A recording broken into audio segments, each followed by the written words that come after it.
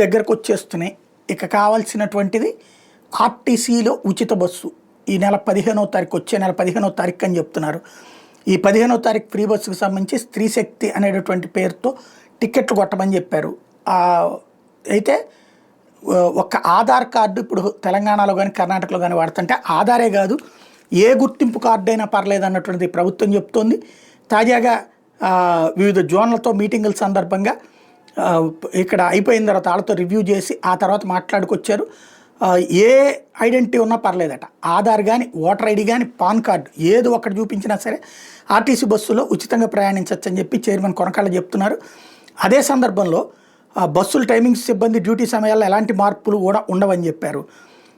కాకపోతే ఇక్కడే ఒక సంచలనాత్మకమైనటువంటి విషయం ఏంటంటే ఈ పథకం ద్వారా మహిళలు రాష్ట్రంలో ఎక్కడికైనా ప్రయాణం చేయొచ్చు అన్నారు. ఇక్కడ అది డౌటు, ఎక్కడికైనా ప్రయాణం చేయొచ్చు అంటే బెజవాడ వాళ్ళు విశాఖపట్నానికి లేకపోతే తిరుపతికి వెళ్ళొచ్చా, ఇది డౌటు.